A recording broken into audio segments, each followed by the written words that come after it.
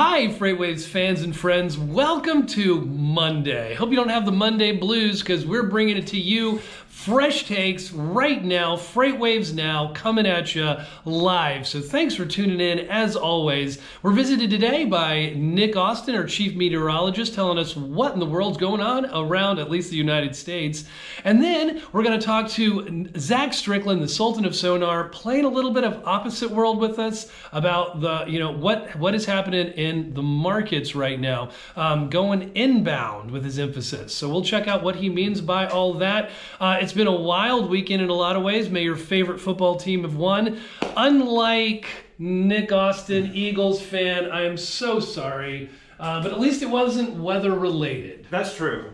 And it was a close game, so, Yeah, I know. What can you do? Hey, what can you do? Hey, but look at the left coast today. Okay. A lot of rain and also snow across parts of California. So that's really the weather focus for tonight, as well as first part of Tuesday. They think it's all about them out there. It's all about them, that's right. So, and it's in some markets where the inbound volumes have been really high, and Zach's going to talk about that in a little bit. But we're talking about from the LA area down to San Diego metro area, the coastal communities, as well as the lower elevations adjacent to those coastal communities. They're going to see a lot of rain. There's potential for flash flooding and maybe some road closures, and heavy snow in the southern part of the Sierras, east of LA and San Diego, where there could be a foot of snow or more just tonight and the first part of Tuesday, with very, very, very strong winds through the mountain passes there too.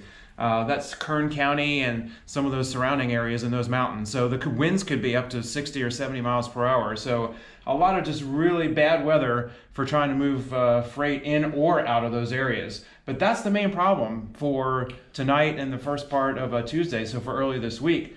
I noticed that there doesn't seem to be a lot of visible activity right here, right. Nick. But are there low temperatures? Should they be still looking out for black ice or such things? Yes, the Northeast, Ohio River valleys, there could still be black ice, especially on secondary roads that were not pre-treated before the storm, or roads that weren't treated for the snow right as it was hitting. So that's for these sections of the country, Ohio River Valley, and also up here into the Northeast. The storm itself is out to sea now, so it's not a concern for anybody on land, just for the ships out at sea and the fish out in the sea, and that's about it. So fish and ships, I love that's right, fish and ships.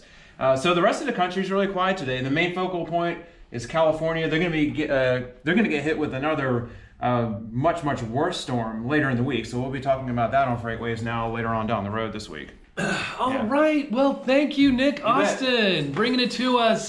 Very interesting. And, we're always happy for a little precipitation in California, but we just want you to be safe out there. And it sounds stormy and volatile. And now we are visited by the Sultan of Sonar, Zach Strickland, who's kind of playing opposite world with us. What in the world are you doing by showing us the Inbound Tender Rejection Index? I mean, Tender Market Share Index. So I'm trying to confuse everyone. But mainly you. Well, it's working. So I've got the inbound tender market share pulled up for one reason, and that is because I'm sick of talking about outbound LA. I want to show everybody where's this freight going. And I think for the most part, the markets that you see here they're hot markets. They're hot. They're in hot blue. Inbound markets right now, and these are kind of the markets that LA feeds with regularity. These are the ones where most of their freight is going into generally, like Phoenix, for instance, a big satellite market. Up here around Stockton, California, another huge one. Ontario is kind of part of LA, but it is like the regional, it's like the next door neighbor to the LA market. So it's kind of pale blue inbound market here in Phoenix, kind of like your eyes, pale blue. But dude, this is inbound market. Isn't this this was outbound too? These were hot outbound markets, right? The LA market right here was the one that was hot, because that's where all this freight that was sitting in from the containers coming in, the international shippers coming across the water, filling up all the warehouses last week, or since the new year really. So that's what they're doing. Yeah, they filled up the warehouses. There's nowhere left for them to go. These shippers have to move this freight out of the area because there's no warehouse space here. Also, it costs them a lot, but they have to make room for anything else as it comes back in.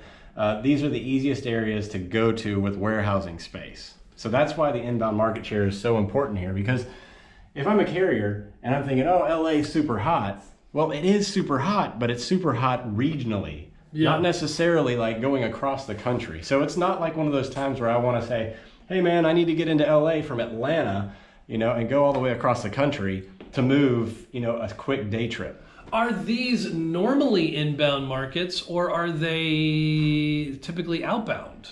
Well, they're normally, this one right here, the Ontario market is both. And I'm going to pull up another chart real quick to kind of show you guys what the map is really showing us. And then we'll dive a little bit deeper into what that means inbound versus outbound market, because I have another kind of chart for that as well. You just keep trying to throw us curveballs. Now we're looking at the Inbound Tender Volume Index. The white line I see is one in the middle. It's the Stockton one. That's the Northern California. And you're cross-comparing it with the Phoenix market I see there in green, the one that was pale blue on our map, and the Ontario market much higher. Tell us about what's going on, Zach. So I've outlined the inbound tender market share. We've got three values here, the Phoenix, Ontario, and Stockton, as you said.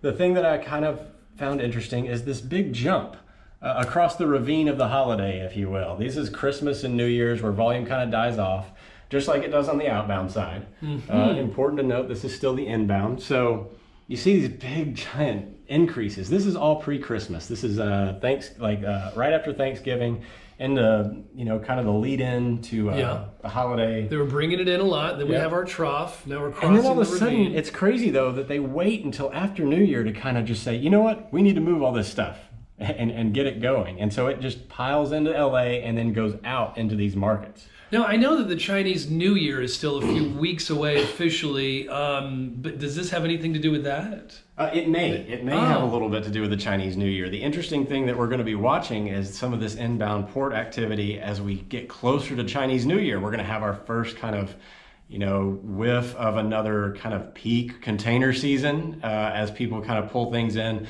before Chinese New Year. They have another deadline to hit with the tariffs, March 1st, so they will be able to take advantage if they haven't already kind of repositioned the, their supply chains, if you will. So this is where it's going to happen to. It's going to be in these markets here that we're going to have all this inbound freight. But something that I wanted to kind of expand on is this idea of inbound versus outbound. And we've pulled up the Headhaul Index for Los Angeles and Stockton.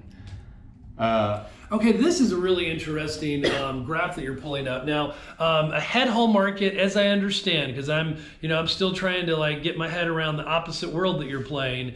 Headhaul market is where you if you're a driver, if you're a carrier, you want to go into a headhaul market because there's lots of you got a lot of choices there to get out of, right? So you're lucky to get in because a lot's there, and now you can make a positive backhaul, not to be confused. But is that correct? Yeah, that's essentially right. Okay. So basically, a headhaul market is one where a carrier is not afraid to go into because it's going to have its pick of the loads to pull back out. A backhaul market is going to be one where a carrier does not want to go into because it's going to have a lot of trouble getting out of that market. It'll have to deadhead to another market to get a load. Empty miles percentage goes up. That increased their costs. And I see this interesting chart you've got going on, sort of like the alligator. The alligator eats the bigger number. This is why I pulled this up, because this is basically measuring the amount of outbound LA has been going up significantly in relation to the inbound. This is why we think a positive head haul market. It's not just positive, but it is growing rapidly. Huge jump, and it mirrors the Stockton market. Yes. On the other side. So Stockton has got a ton of inbound. There must be a correlation. It makes too much sense that the Phoenix, Stockton, and Ontario markets are all growing inbound as the LA market has this huge outbound kind of push. Okay. So as that gets bigger and wider, this is not sustainable. I don't care if it's regional or not. It's not going to be sustainable over the long run. These markets will both contract. Both of them will come back down eventually. Okay. Yeah. Interesting. What else are we looking at as we're thinking about inbounds and head hauls? So the one thing to note that we've been seeing actually is that the market itself has kind of cooled off, like volatility wise. Like you've got these massive spikes of volume coming off the LA port, but it has done nothing to kind of destabilize the market itself. Like everybody's been able to kind of take on this capacity without any trouble. This is amazing. I don't think I've ever seen the Outbound Tender Rejection Index as low as it's been. Is that a historic number? Your eyes do not deceive you, Chad. This is the lowest the Outbound Tender Rejection Index for the United States has ever been. We've never been below 9% before. So now let me think. If the OTRI is really low, then the ball is in the shipper's court. And is this bad for carriers? It's not necessarily bad for carriers. Carriers are okay when the market volume is high. But the tender rejections are low. They like a stable market because that means that, hey, I can move my truck within the network that I have set up, Atlanta to Dallas, Dallas to LA, and I'm very comfortable that we're going to have a stable amount of volume coming out of these areas when volumes are high. As tender rejections go up, it's not terrible for a carrier, but it's not necessarily great either, because that means that they cannot predict where the capacity is going to kind of ebb and flow. So does it have anything to do with rates, like what the rates that they've set, the contract rates, or yes, there is. Okay, there's absolutely a rate aspect of it. We've talked about that in the past. Where this right here, last year, we can see we're in a way different position year over year. Yeah. God, look how high it was last January. You don't have to be a mathematician to kind of be able to do the quick visual math here. You were up around 25, 26% last year, tender rejection rates.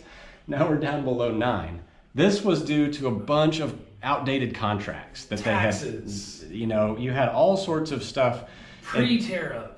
Yeah, the tariffs were there, but that wasn't the case. This is because they based a bunch of their contract rates on 2016 activity, which was very, very kind of subdued in relation to this year. Now they've gone through this whole cycle of increased contract rates. Right. Carriers are a lot happier getting these, 6, 7, 8% more per load than they were this time last year. So that's going to drive the tender rejection rate down as well. Okay, so I have a question. So, we talked a lot about like how shippers were getting more disciplined and, how they're like getting on board the supply chain with the capacity and all that. And everybody was like, oh, there's going to be like ebb and flow and, it swings different ways for everybody. Does this put the ball not only in the shipper's court, but like, can they now be abusive with like, detention and such things as, like they were before? Absolutely. So the pendulum has swung back around to a point, mind you. Like the difference is that in the previous 5-6 years before 2017 or so, the shippers kind of always were able to count on this regular seasonal pattern of the freight market. Things would kind of die in the winter, come back up in the summer, and you'd have a little bit of a transition zone in the fall, and then it would die again in the winter. And it was just stable capacity. Like you could always just kind of count on it happening. We'd had some weeks here and there where, trucks would dry up at certain markets, but then it would come back down. We never had anything like we saw in 2017, 2018, where literally capacity was gone for months on end, that you just simply couldn't find a truck. So shippers lost all their pricing leverage. And that was literally the first time in like 10 years prior to the recession that they had lost that. So now we're moving back in to this kind of more stable market pattern. But we still have ELDs. We can still track these things. Those shippers better stay disciplined and not detain people because they can still, right? If you're playing the long game, you need to understand that this won't last either. Like we've now entered into a new era where everybody kind of knows that the market it could blow apart at any given time. The pendulum doesn't quite swing the way it once did. No, right? you're not, even this last year in 2017, the LA market was the market of choice in the fall of 2018. Nobody's predicted that before. We're in this new era where we're not going to be able to really rely on a lot of these normal patterns anymore. Like give it till March, we're going to see a totally different chart on the Outbound Tender Rejection Index. Wow. Yeah. So is that enough of blowing our mind for the day, or do you have any other charts up your sleeve? I think we can save them for another day, Chad. I don't want to overwhelm what you got going on. Well, mine is already blown. Wow. To me, while it might not be a volatile market, there's certainly a lot going on out there. And we're charting it for you each and every day on Sonar and on FreightWaves Now. Right now. It's my favorite time of the day. And I'd like for you to please consider tuning in as often as possible, starting at 4 o'clock every business day. And you can also find us on Twitter and FreightWavesNow.com. So be careful out there, and don't worry, be happy.